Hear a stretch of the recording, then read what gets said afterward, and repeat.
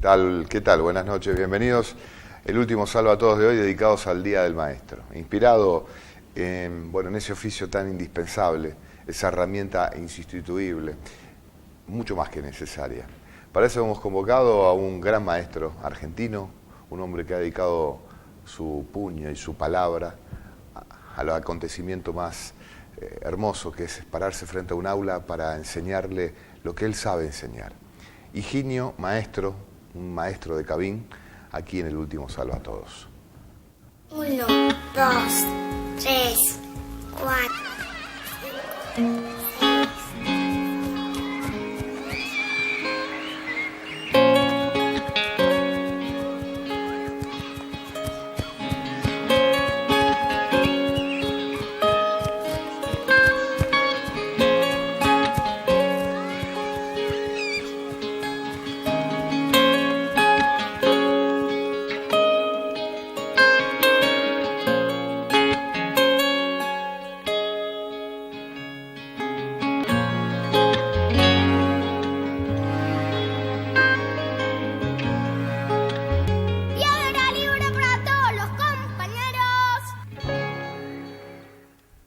Bueno, piedra libre para Higinio, maestro.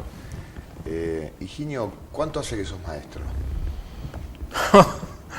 Me voy a poner coqueto. Dale. ¿Vas a escarbar, vas a esconder un par de años? Y sí, ya son muchos. Hace ya muchos años. Muchos años. Muchos años. ¿Sos coqueto? ¿Te molesta el paso del tiempo? Digamos, te pregunto de otra manera. Sí, yo creo que mi cabeza vive en un eterno presente. Mira. Pero el cuerpo me ha abandonado. A veces siento que el mejor momento del maestro es ahora, la madurez. Uno está templado para todo lo que te puede llegar a pasar, porque todo ya te pasó. No hay algo que te pueda llegar a sorprender. No hay una nena con un relato que te pueda sorprender o un pibe con un relato que te pueda sorprender. ¿No hay nada nuevo? En la violencia no. Refritás o lo volvés a contar de otra manera, con otro pliegue, sin metáforas, pero la violencia es la misma, la desigualdad, la pobreza, el hambre. La ignorancia, que a vos te toca sobrevolarla y abordar. Sí, la ignorancia es un recorte parcial desde una mirada. O sea, yo he estado con la comunidad COM y podés ver una persona que no puede escribir, pero sin embargo con destreza maneja el machete y saca filos a maderas de una manera y con una técnica que ni vos ni yo podríamos alcanzar con 30 años de práctica. Sí, otros conocimientos. Entonces la cultura ancestral que él trae y para la cual, que a la vez es significativa para él, a lo mejor para nosotros no es significativa. Y por lo tanto nosotros faltamos el respeto pensando de que esa no es cultura. Pero culturas tienen todos, es otra cultura. De pronto a mí me gusta Rodolfo Páez, que para hablar de ciertas cosas, qué sé yo, te dice furioso pétalo de sal. El grupo Lechuga, sin metáforas, te dice lavátela con champú. Y estamos hablando exactamente de lo mismo. A lo mejor a mí me gusta cómo lo dice Rodolfo Páez, Fito. Sí. A lo mejor a mí, que lo diga Lechuga, hasta me molesta. Pero no podemos pensar que la gente que escucha Lechuga no tiene cultura o no tiene educación. No. Hoy tu presente, ¿frente a qué aula se encuentra? ¿Estás frente a un aula hoy, por ejemplo, vos? Sí, o sea, yo soy maestro de grado en Cabín 9, tengo un cargo de maestro de grado y tengo horas cátedra de tecnología. Tengo un cargo de maestro de grado titular. Ese cargo yo lo tomé en el año 98, al día de hoy lo conservo, maestro de grado en turno tarde de Cabín 9, y fui tomando horas cátedra por un título supletorio que tengo de la secundaria, yo soy técnico químico, y pude tomar horas de tecnología y tengo 26 horas cátedra, que es mi ingreso, y esa es mi realidad hoy. El docente está toda su carrera penando por el salario magro. Es parte, digamos, vos que sos un hombre con experiencia y que escuchás también la voz de los que te sucedieron y los que están con vos, más jóvenes, ¿no? Pibes más jóvenes, docentes. Hablamos del oficio docente. Siempre el tema de la penuria, por decir una palabra compleja, ¿no? Económica del bolsillo del docente, es algo que viene innato con el oficio, esta cuestión del magro salario. Mira, no siempre. Nosotros tuvimos en estos últimos años una recuperación sobre el poder adquisitivo salarial muy interesante. Nosotros veníamos, yo te cuento anécdotas, yo me acuerdo en la época del presentismo, yo cobraba 250 pesos de sueldo y 70 pesos de presentismo.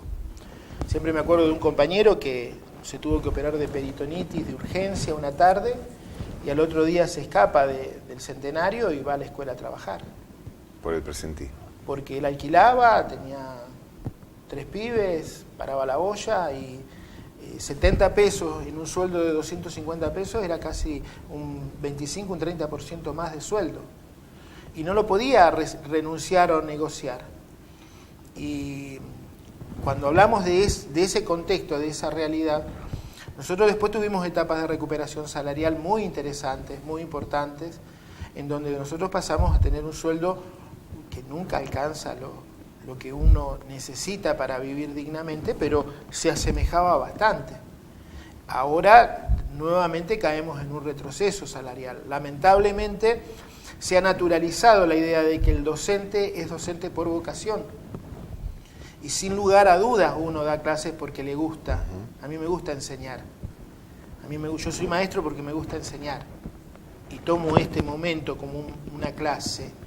Y si hablo en la calle me pongo en el rol de maestro y trato de enseñar. Y si me invitan de un instituto de formación a dar una charla, lo hago desde el lugar de que estoy tratando de enseñar algo que sé, que por lo tanto me animo a enseñarlo porque lo sé, porque lo aprendí. Pero esto de la vocación no tiene nada que ver con la realidad. Yo soy un trabajador de la educación. O sea, mi función dentro de la sociedad requiere de que me la paguen. Y el reconocimiento en el paradigma del capitalismo es salarial. No hay abrazos, ni cucardas, ni menciones, ni galardones, ni palabras alusivas. Porque cuando yo voy a pagar a fin de mes la boleta del gas, la boleta de la luz, los impuestos, los servicios, mis gastos mínimos austeros del supermercado, no voy con la cucarda o las palabras o la felicitación o la palmada, voy con guita. Sin lugar a duda hubo épocas mucho peores en lo salarial. Nosotros tenemos un poeta que conocemos por su seudónimo, Pedro Bonifacio Palacios, lo recordamos como Almafuerte, y él dice: estuve 2 años sin cobrar el sueldo, y cuando lo fui a reclamar me dijeron que no me lo pagaban porque yo no era maestro. Y dice, y es verdad, yo no tenía título de maestro, pero hacía 2 años que estaba dando clases. Entonces, en ese violentar los derechos del trabajador, también ha caído esto: no, pero ustedes son maestros por vocación. Yo tengo que parar la olla, tengo 2 pibes que criar, ya los he criado, pero... Ya están grandes. Sí, pero uno sigue aportando. Te pregunto, Higinio, vos das clase en Cavín 9. Sí. Es un barrio al límite con Pérez, que pertenece a la ciudad de Rosario, ¿no? No, pertenece a Pérez. Ah, pertenece a Pérez. Sí. Ya Cavín 9 pertenece a Pérez, ya no es el límite. Es una escuela santafesina, una de las escuelas más grandes. ¿Cuántos alumnos tiene hoy? Hoy tiene 1039, hoy. 1039 alumnos. Sí, en algún momento llegó a tener, cuando teníamos 8º y 9º de la ley federal del Menemato, llegamos a tener casi 2100 alumnos hacinados dentro de un edificio que nos sostenía, nos soportaba esa cantidad de alumnos en una realidad que era muy difícil de sostener. Fuimos en ese momento la escuela más grande de la provincia. 1039 alumnos, que van a aprender qué cosa. Hoy esos 1039 alumnos a la escuela, ¿qué le piden al docente o qué esperan del docente?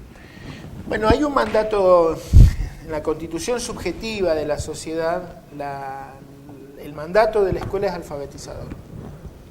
Y el mandato de la escuela es fabril, es bancario, o sea, el chico prolijo, sentado, puntual, obediente, dócil. Ese es el sujeto esperable para el cual se crea la escuela. El chico que después mañana va a buscar laburo y sabe cumplir un horario, sabe bancarse 4 horas sentada, que es una cosa contra natura. Contra natura, es una aberración. Nosotros dentro... ¿Qué es una aberración? A ver. Tener un chico 4 horas sentado. ¿Te imaginas un chico en primer grado 4 horas sentado? No tiene sentido. En realidad es una domesticación para lo que viene. Es un disciplinamiento físico para lo que viene. Y me parece que está cargado de un grado de hijaputez insalvable e imperdonable. Yo, que por decisión de una directora amiga he tenido muchísimas veces primer grado a la tarde, yo valoro y rescato y continúo lo que viene haciendo el nivel inicial. La hora de la teatralización, la hora del juego, la hora del cuento, abrir el taller, ir todos los días al laboratorio, criar peces, ver su reproducción. Con chicos de 6 años, ir al microscopio y ver la piel de una cebolla, cómo se amontonan células transparentes desde el microscopio. Y con el mismo microscopio ejercitas la motricidad fina, que es esencial para la aprehensión del lápiz, cuando el lápiz ya empieza a perder sentido. Vos y yo somos una generación de que si te regalaban una Mont Blanc, sabíamos de qué se trataba. Los chicos nunca van a saber ni qué es una Parker, digamos, ¿no? Ni hablar, o una Rotring en la escuela técnica.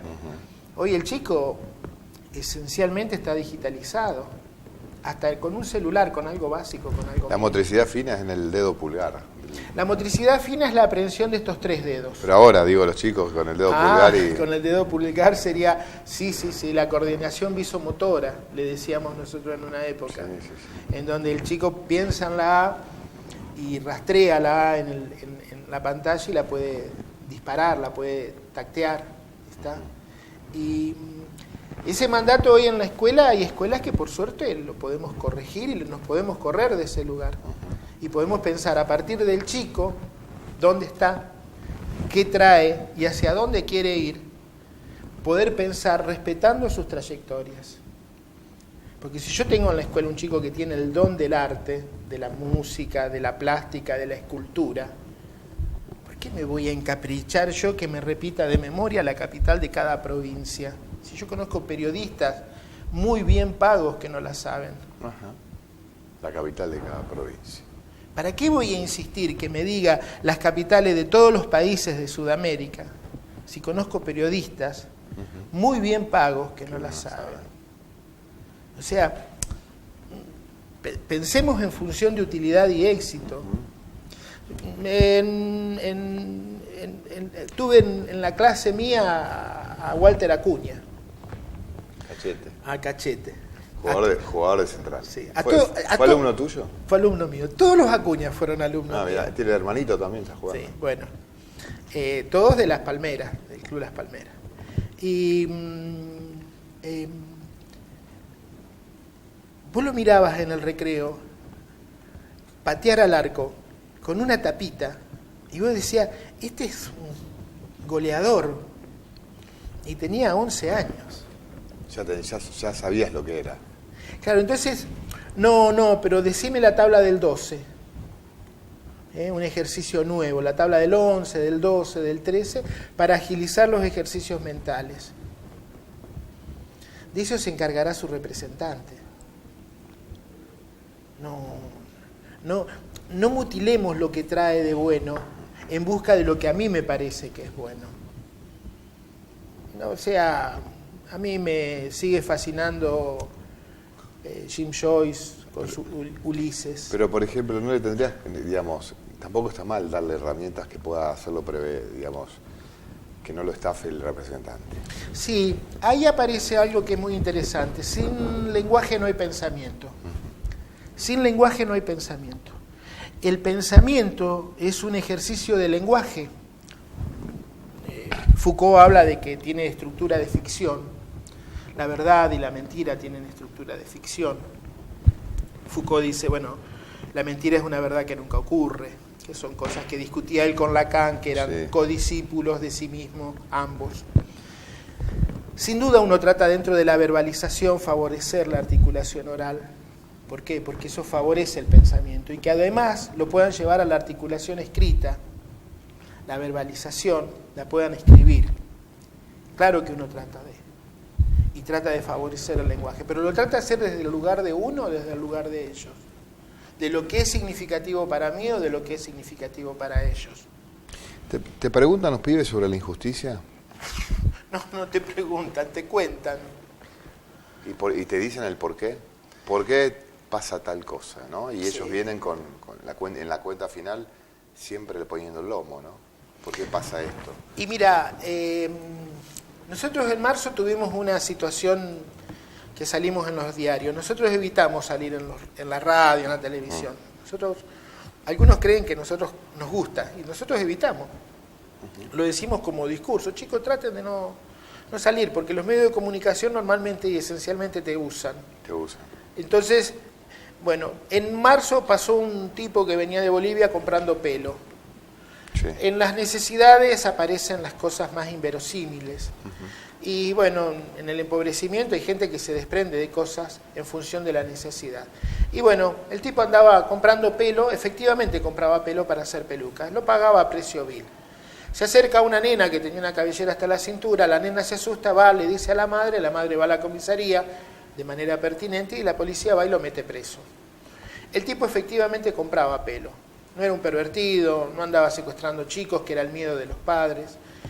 Y bueno, en un momento dado lo van a largar en la comisaría y los padres estaban todos afuera para que no lo larguen, porque el tipo, para la mirada del barrio, quería secuestrar a una hija y era algo que por lo menos merecía que un juez dijera algo. Como los padres se habían puesto muy ásperos en este tema, cayeron 10 camionetas de estas 16, esas camionetas 16 que tiene la policía, sí. 4x4, todas tuneadas, con sí. unos señores vestidos de Robocop y entraron a los tiros. Y de esa manera, de alguna manera persuadieron a la gente de manera democrática para que se fuera de su reclamo. Al otro día los chicos lo fueron a contar a la escuela. Y los chicos mismos te hacen la traducción. Esto nos pasa porque somos pobres. Esto nos pasa porque somos de Cabín. Y es verdad. Y crecen con eso. Lo que pasa es que crecen con eso porque no les muestran otra cosa, no le dan otra oportunidad. Y vos ahí cuando te aparece esa frase, esto nos pasa porque somos pobres, esto nos pasa porque somos de Cabín, ¿no hay una respuesta? Lo que pasa Chicos, que, no es así. O sea, lo que pasa es que cuando vos o sí es así, digamos. Yo te lo pregunto fraternalmente. Vos lees los diarios, vos lees, es tu oficio, es tu profesión, es con lo que te ganás la vida decentemente. ¿Cuántos ricos hay en la cárcel? Muy pocos. ¿Y cuántos pobres hay en la cárcel? El 90% más. La gran mayoría. Todos ellos tienen algún familiar en Piñero, o ahora en la unidad que está ahí en Las Palmeras, casi Godoy. Y vos nos ves rico. Entonces, cuando vienen y te estigmatizan del consumo de alcohol, de drogas, mirá, un día yo iba con una amiga artista, querida maestra, que se jubiló, Ana Lynch, y íbamos por la calle Necochea, casi 3 de febrero, caminando a tomar un café, y baja de un auto un diariero que hacía el delivery de diarios con el auto.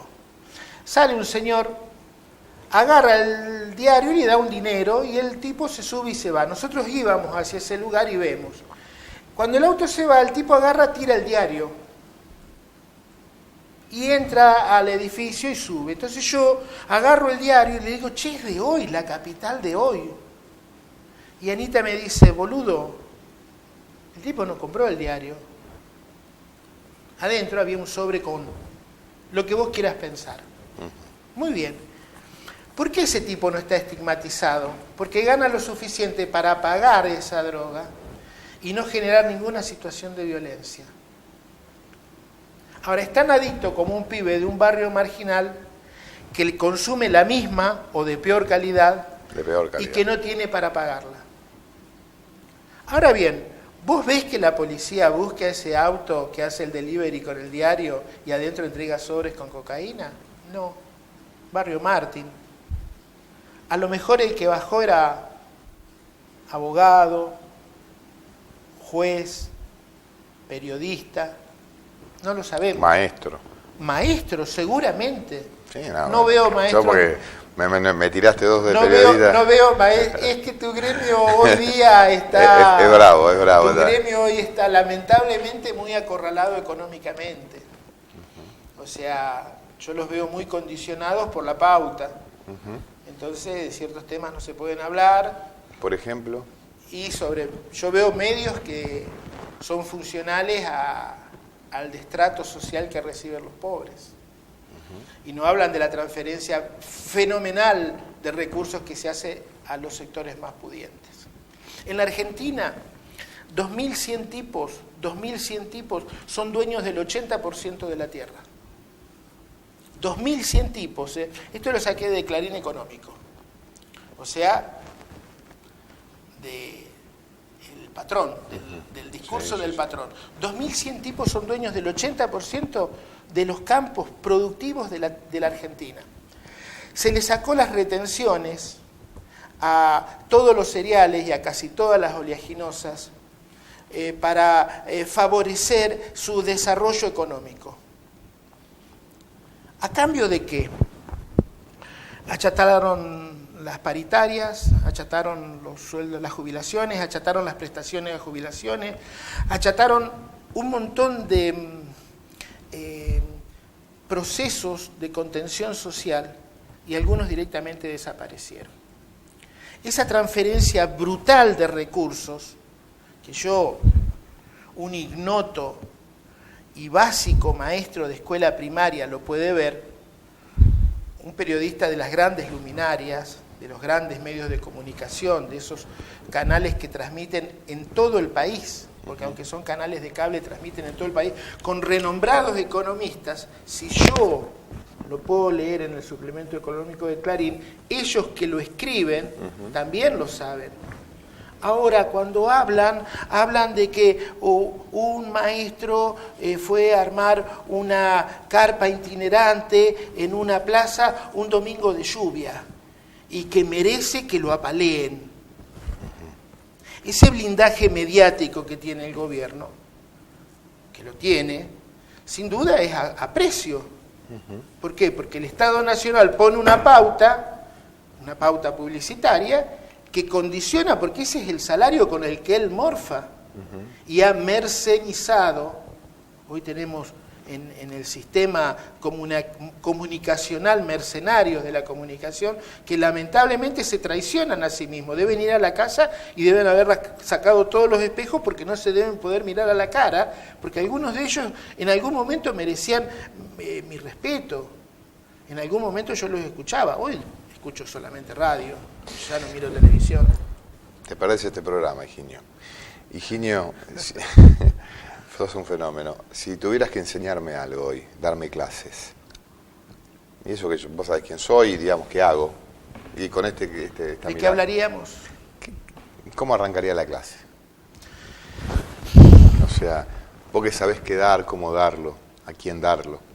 Sabés cómo darle a un pibe de primer grado sus primeros palotes para que entienda cómo es el mundo contable o el mundo parlante, digamos, ¿no?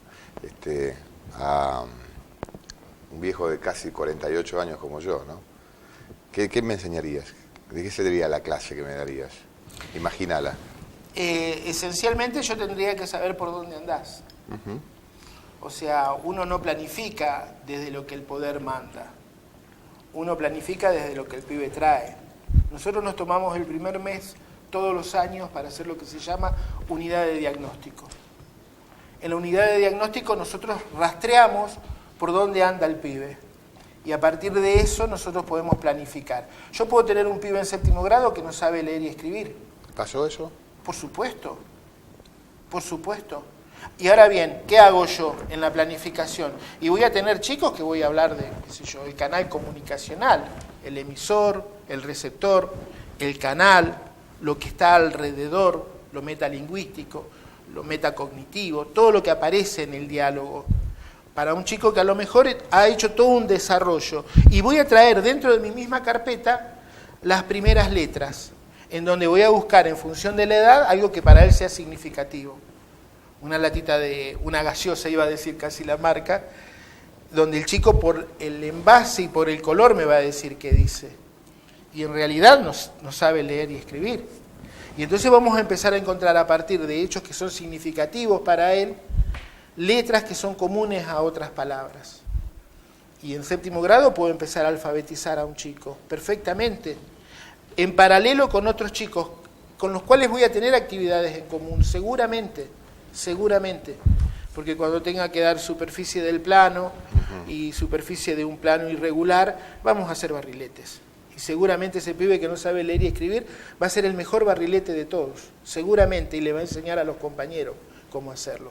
Y sobre ese barrilete vamos a ver el segmento, la arista, el vértice, el plano irregular seguramente, y vamos a plantear un montón de cosas. Ahora, si yo no tuviera a Roberto Caferra, yo le preguntaría algo a él. En realidad yo tengo que saber algo de vos para saber por dónde arrancar. Y te diría, ¿jugaste al fútbol alguna vez? Juego al fútbol. Ajá. Soy un gran jugador. Ajá. ¿Y en qué puesto te sentás? Me gusta la defensa, me gusta defender. Ajá, pero la defensa tiene un ala muy grande. Donde me toque. Me gusta defender y si puedo atacar mejor, entonces... romper la línea. Algunos de los carriles laterales. Ajá. ¿Y en qué jugador te referenciarías? No, me gusta Juan Pizorín. Ajá. Juan Pizorín me gusta. Ajá. Bárbaro. ¿Y con cuál pierna pateás? Con las dos. Ah, mira. Sí. O sea, No. Es un error que seas periodista. Claro, no. Puede ser un error que también que sea futbolista, porque por las dos pateo mal, ¿no? Pero no pateo tan bien. Pero bueno, pateo con las dos. Y te preguntaría qué equipo recordás completo. Y el de la niñez. Te puedo decir el de ahora porque laburo de esto, ¿no? Trabajo de esto, pero el equipo que puedo decirte de memoria es el equipo de mi niñez, cuando yo era niño, y el equipo de Carnivalio Ferrero, Krajcic, Bausa, García, Gelmetti, Krajcic, Bausa, García, el Lalo Vázquez, Perandío, el Negro Palma que entraba a veces, Orte Trama y Teglia a veces, ¿no? Daniel Teglia. Esa formación de la década del 80. Yo tenía 10 años. ¿Y te animarías a armarlo en una hoja eso? Armar el esquema del equipo de fútbol. Sí. Bueno, y a partir de lo que vos me dibujes, podríamos plantar este esquema para cualquier situación de la vida. Mira. Para una organización política, para una organización familiar, para una organización escolar. Deleuze, en Postdata, Sociedades de Control, plantea la singular correspondencia de las estructuras escolares, carcelarias y hospitalarias. En la crítica que él hace al positivismo de Comte. Sí. Deleuze es un personaje de aquellos, y con ribetes semitrágicos y semicómicos, pero un tipo que sin duda alumbró mi cabeza. Penúltima página del libro negro negro porque tiene tapas negras, el último salva a todos. Tenés una paginita para vos, una palabra, una oración, y con eso nos vamos. De tu puño y de tu letra. De mi puño y de mi letra, bueno, en realidad el maestro Eduardo Galeano dijo una vez, tuve la suerte de escucharlo en la Feria del Libro hace muchos años, decir, en mi país, hablando del Uruguay, el fútbol es una fe sin ateos. Y a mí me emocionó cómo lo decía él, no qué decía, cómo lo decía. Y yo trasvestí esa frase del maestro Galeano y dije, ¿cómo me gustaría que en mi país la educación fuera una fe sin ateos? Que la educación sea una fe sin ateos. Y a mí me duele mucho cuando en marzo me putean y me dicen que agarro a los pibes de rehenes y que soy un mercenario y soy un... Y entonces, todas esas cosas que me dicen Durán, Macri, Legranesco, esos comentarios tan livianos y que no resistirían ninguna discusión, estoy seguro que no soportarían ninguna discusión, a mí me duelen.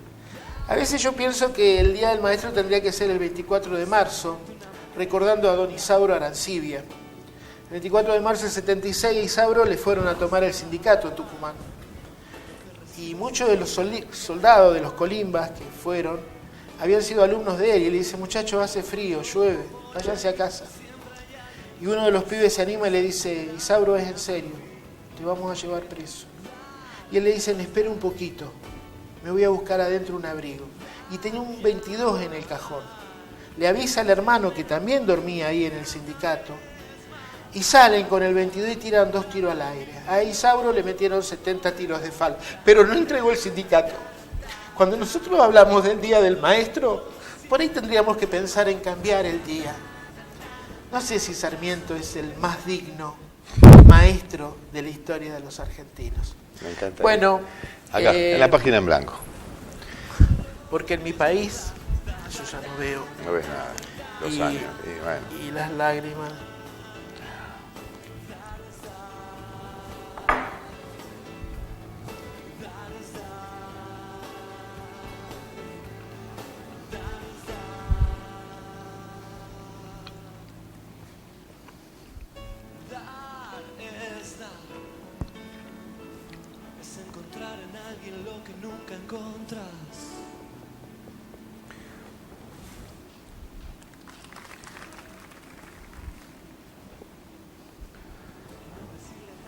Porque en mi país la educación sea una fe sin ateos. Un tal Higinio, maestro.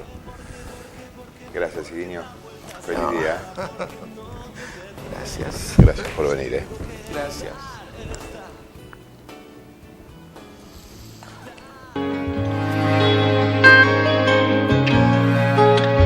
Piedra libre para todos los compañeros.